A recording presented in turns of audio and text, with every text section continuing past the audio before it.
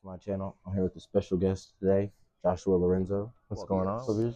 12 Now, years. what's your background? Where are you from, and how old are you as well? So I am 26 years old now. From Austin, Texas, born and raised. Yeah, I love being born in Austin, Texas. It's the music capital, of I was gonna Texas. say, how So have you liked it in Texas, growing up your whole life? I know, like you say, it's the music capital. So, has that influenced your music career as it's going on, and like your passion for music? definitely it Yeah. has. Um, all the festivals and shows and stuff we have down here gives me like a really like wide variety of music taste. Mm. So I love being a kid and growing up like in the house with my parents. Of course, it's like Al Green and like Etta James on Sunday, Oh yeah, and in at house music. school it's like Blink 182 and like Britney Spears and all that. So it was a nice little mixture, nice Nice, little cool nice, mixture. nice. That's good. Yeah. Now, how with the music you listen to, like Al Green and those type of artists, do you have a sound that you've kind of cultivated for yourself that like I think seeing my people, I guess specifically black and brown people, branch off into like the pop pop culture? stuff. I guess that Yeah, it kind of inspired me to do more so, but also like I have my old school influences like Etta James and Al Green with the very slow tempo R&B music, yes, which still like has its, I guess you could say, reign on today's R&B music. You know, I hear true. artists like Money Long.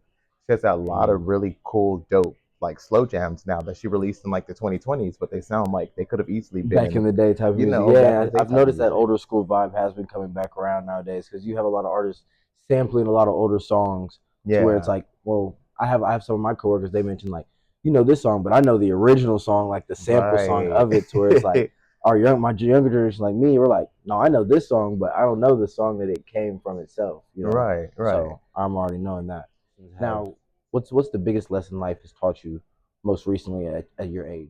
Yeah, I guess it's a quote in the Bible. It's really, really true. Correct me where I'm wrong. It's somewhere in Proverbs. I can't remember where, I'm sorry. But it's there's power of life and death resides in the tongue. Mm. And it's very true what you speak on yourself and other people. Um is the energy that you're always going to be with that person, I guess you could say. You know, Right. if you look at somebody and you're always disappointed in them, and you're always saying, why do you always do this badly? Why do you always do that badly? Every time you see that person, it's going to be bad energy, you Energy know? around it, And yeah. so it's always like you always have to speak highly, even if you don't see it for yourself right now, even if you don't see it within the next couple of years. It could still be a dream that you could chase, that you could still build on and build on and build on. And you have to speak positively the whole time. Right. Because it's almost like putting a little bit of water on each flower, and then when you turn around you see this beautiful garden versus clipping each flower and then you turn around and there's nothing to show. You know what I'm True. saying? Yeah, that makes sense. That's a good Still, way of putting it. Yeah. it's the biggest thing I learned because I'm starting to see my flowers now, and then some of these flowers I thought were flowers that were actually trees, and I'm Have like, grown oh, even more. holy crap, that was me, this whole time, like, okay. Nice, nice. Now, have you found any practices that help you with like your mental health and things? Like I know a lot of people do meditation or things like that. Have you branched off into any of those other remedies that people find helpful for yourself? Definitely. I tried meditation for a minute here. um I feel like though I have like I don't want to self-diagnose, but I have too much of like an ADD brain for No, I meditation. totally feel that, dude. I'm the same way. I do Because have some I'm sitting ADHD. there and I'm trying to meditate, with my little palms out, and then I'm like, my dog will come in, he'll put his like rope, his little toy right on my lap, and I'm like, okay, Jordan, hold on. And then I'm like, did I have something in the oven? Okay, no, I did that afterwards. Wait, no, I definitely did put something in the oven. Okay, hold on, let me make sure, and then it just turns Yeah. into I have a really, really short attention span. But I don't know, meditation was something I did. I like to have what they call deload weeks. Okay, I haven't heard of that. I didn't hear about this until recently, where I started working out more. That's Okay, another thing that helps me with my mental health a that's lot. good. Okay. As a kid, I used to be terrified of going to the gym, and now I love it. But definitely, a deload week is when you. I've recently started lifting heavier and heavier, and so this one guy said, "Hey, make sure you're doing deload weeks because you have to have a week of like you can still lift weights, but lift light weights, Okay. so that way you can kind of practice those movements and perfect your form. So that way, when you do go Mm, back to the heavy weights, you are recovered. It's kind of like recovering without having to stop fully stopping. okay. And so I try to implement that with my music and like my Ah, career and everything. I'm like, okay, well, I pushed out a lot of content in December. Let me draw back in January and then come back a little bit even harder during February because I took that time time. off. Yeah. Okay, I totally So see. that helps a lot. That's good. That's good. Okay. With that coming in with the working out and all that, how do you find time to manage that with also making music? Because I know there can Ooh, be a big creative block when it yeah. comes to that with the mental as well. How do you navigate that itself? Um, I think low key they kind of like go hand in hand for me now. Yeah. Um, I used to be terrible at time management, and then I kind of still am. Mind you, we're an hour late today. Hey. My bad, bro. My bad. So I'm working on my time management skills, but um honestly, like I kind of like make mixes and stuff for the gym sometimes. Okay. I'm in my head and I'm like, maybe I'll spit a bar, or especially with my little Jersey club, like really hype, dance Music. music.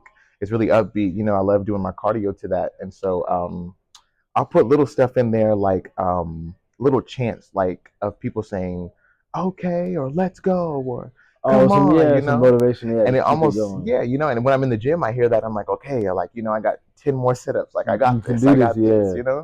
and so You have your own backup dancers before you have backup dancers. basically, bro, Okay. I be in my head thinking about that stuff, stage sets and all that, and Hell backup yeah. dancers. Not yet though, not yet, but in the works. One of your biggest setbacks, or one of your biggest setbacks so far in starting music and doing music consistently as you have, just growing up? Definitely one of my biggest setbacks was the fear of stepping on toes. Hmm. I used to always be a people pleaser, and I would always try to make everything like free for everyone.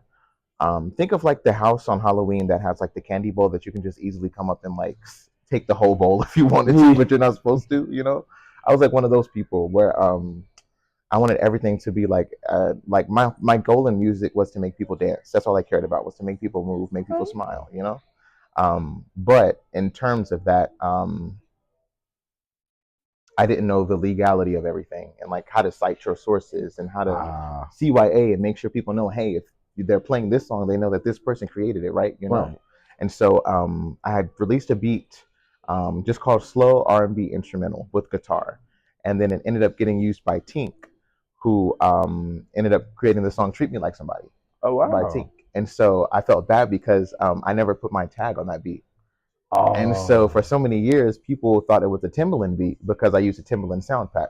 makes sense. And so definitely Timbaland has his credits on the song because it's his guitar lick. It's him playing the guitar, I Okay, believe. okay, yeah. But I put the guitar licks a certain way basically and created my own cadence and To own it, bass line. yeah. I added my own kicks and hi-hats, and I pretty much You created pretty a yeah, new you beat. chopped it up yourself pretty much and kind of made it your own. Basically Gotcha. from a sample pack. And so thank God that Timbaland and Tink left my name 97JLH. And that's just word of mouth. I really feel like that was God, because there's no tag on the beat. It was just on YouTube. Mind you, my YouTube channel got deleted afterwards. Oh no So it way. was almost like impossible to say, hey, like this is mine. But by the grace of God, it happened. And I finally got a little bit of, I'm starting to see some of the The reparations of reversions that. of yeah, of Yeah, it we'll coming leave it back. at Yeah, that. full circle. It's coming full It's circle. coming full circle There for we sure, go. for sure. That's good. That's Yeah. good. So You can't yeah, beat that. You can't beat that when it comes around full circle. You start somewhere and now you made it a failure, but it comes back as a positive now. right. And I That's was gonna good. say, like, I love seeing my failures and talking about them, because it's really always like a way to point you to a W.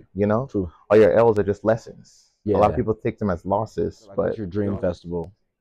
ooh, so my dream festival. I don't know why South by Southwest. Yeah, that's Because it's big. just Yeah, that's big it's here. I've gotten noticed bigger that. and bigger. Yeah, I've noticed that. So definitely, I would love to perform there. I actually had a friend here recently, Bree. Gosh, we haven't talked in years. We were like literally, we were the same kids, mind you, in the whole cardio like Oh, the class, class whatever. You know together. what I'm saying? That when they would come do the fundraisers and stuff. Yeah. So we were that small the last time we saw each other. And now I saw her perform at South by Southwest. No way. I think she did some original music and some R&B covers, and so she's super talented. Shout out to Bree. Um, yeah, South by Southwest, I want to say I would love to take more advantage of. Recently, though, I haven't really done anything because I'm kind of like still getting my music out there and getting Yeah. it done. I really say, I want to say I've been in the studio a lot more. Or Studio 6. I okay. don't know if they're still open, but my brother recorded some stuff there a while ago, and I still have one of the cards. And I'm like, man, I really need to go back and see like how they're doing, what they've been doing, because they have some pretty nice stuff, Nice stuff. pretty nice equipment to be like local, very Yeah, good for quality sounding stuff. nice. Now, what's your process for making music? Like, are you write it down, or you just go into the studio and just kind of freestyle and work with the beat itself? Hmm. It's very, very rare when I do the whole freestyle thing, but I Okay. notice when I do, I have the most fun and I come up with some really funky stuff, Yeah. like some really cool like one-liners and stuff. So I kind of want to do that more often, but I'm very much like a no, I want to listen to the beat over and over again. I want to write the stuff down and not necessarily obsess over my lyrics, but I'm very much like a I don't know, man. I grew up listening and watching Nicki Minaj. Okay. Like honestly, her and Kanye. There's old videotapes of Kanye, I think, writing. There's old Oh videotapes yeah. of and on YouTube, y'all can look this up. Not everybody can say the same, but no, let me stop. Now let me stop. But I have to shout out to the greats. But yeah, I don't know. I just love sitting down and writing because it Now, reminds have you ever done any like just poetry itself? Have you ever done any of that? Ew. A little bit in high school. Yeah. Kind of just for class, but at the same time, I would look back at some of the like poems I wrote, and I was like, nah, like you were spitting here, like save Yeah. that. And so, not really. I haven't really like. I thought of doing spoken word. Okay. I really love, and I'm so mad at Black Twitter for bullying her for this, but I love what Ella May does at the end of her tracks when she like speaks with her full like natural accent, and that's when people find out, oh, she's British, you know, or you know when Yeah. she first came on the scene and did that, and I love the spoken word that she would do at the very end. You know, Okay. it almost gives me like I see how some people can cringe and say like, oh, it gives like Disney vibes, but like it's nostalgic. Like I love that. It reminds me of The Lion King or something. Like I'm in a movie, Oh and yeah. that's what music like. I It feel like brings you needs back. to be. Yeah. You know, It gives you a scenery. it It needs to sends be a that message. again. I Yeah. feel like we haven't had music that sounded like a movie since like the 80s, 90s. You know, Yeah. we need that back in If you 2024. had a message like the music you do have, what's the message you try to captivate to your audience and what you're trying to bring and show in a message wise? Hmm. I would say the same thing I kind of told the kids. Have fun. For now. That's not always going to be my message, but one of the main messages now, I feel like with the music that I do have out now, it's definitely have fun, be authentic, be Yeah. yourself. Don't be afraid to be your most authentic self um, in that moment, you know, Ooh. because I have a lot of different sounds Really? out Yeah. there. And so I feel like with that, people can see like, okay, like we're multifaceted Okay. and don't be afraid to be all versions of yourself. I think that's kind of like what my message would be, you know, even the ugly version of yourself, because you can look back and say, oh, well, I learned how not to be that, Gotcha. you know, so Yeah. be yourself for all reasons, not just for the glory, not just for the bad moments, but for everything, because that's how we grow and become the best versions of Of yourself, ourselves. yeah. I totally see So, what you're saying. yeah. Now, is there anything else you'd like to share with the viewers before we sign off today? Anything you want to leave them with about your music or anything else? Um, Not the top of my head. Keep checking my SoundCloud, I Yeah, guess. I'll drop the um, links in the description and Definitely, everything. thank you, Yes, thank you for all having me. socials and everything. I do have a little project coming soon-ish, but I don't want to like